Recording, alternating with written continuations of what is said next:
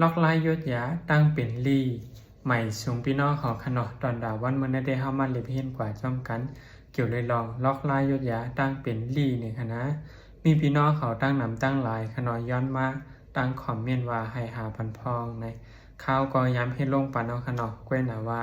วิดีโอมันดีนำหนาอาลาเซเฮาได้กว่าหามเนี่ยขนอตอนดาวันเมื่อได้ก็เข้ามาเรียบเห็นด้วยว่าเข้าใจล็อกลายซึ่งหือเซยศยาไรพองอันเขาที่มาลาเต้เป็นไล่ยาสภาวะขนอดเป็นไล่อันดีก้นมือก่อนเขาใจดื้อกันนะที่หนึ่งก็เขาเอาถ่านไฟขนอดถ่านไฟอันแดงแล้งอันเขาตึกใส่ไฟอยู่นั่นเขาหนีบออกมาเสียก่อเขาขึ้นปล่อยลงกว่าแนะนำขนอดเขาเอานำใส่หวานมากกว่าไรคณะเสียงมันดีมอดเซี่ยวในพ่องมือเขาปล่อยใส่เขาก็เขาขึ้นเอาเพียงอันมดใส่มันขนอดเฮมอกทาบสองทาบในเขาก็มาลองไอ้ทองเอาน้ำมันคณะดูมันได้ห่อมเอาค่ะเขาเอาน้ำมันเหลวเสเขาขึ้นกินบันขนอไว้เสียนเขาทองเย้าในก็เขาก็ขึ้นกินบันเขาเฮ็ดบันเมี่ยวนั่นในเหมาะ2 วัน 3 วันเจ้าในก็ตั้งเป็นลีนั่นตีจังเขี้ยวลงมานี่อยู่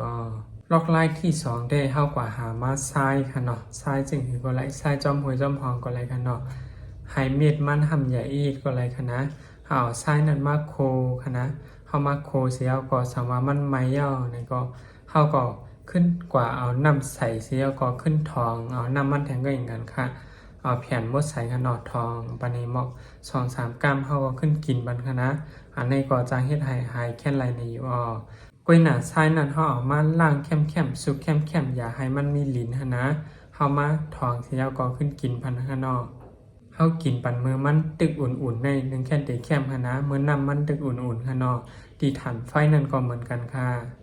ตั้งเป็นลี่ตั้งเป็นเยียวแก้นเหมือนหนังว่ามีอีสังมาขำไว้จอมหูเยียวเขาจะไหนไหลว่ามันขันใจเด็กๆค่ะนะพ่อมือกว่าพายอ่อนในก็เหมือนทางว่าอ่ำออกหมดขนอออกกำอิดกำออดใจไหนห้ำแกนไหนไรว่ามันขันใจเด็กๆค่ะเขาจำใจลอกลายเจไหนเสียยศยาด้วยไรคะนะยันนั้นแลหนังคือก้นตั้งนำปอติไรคู่ไรหันไรยินมันหนังเขานั่นแค่ดอใจสืบบุญเพปันวิดีโอหัวในใหญ่นำเสียกำคาขอบใจค่ะ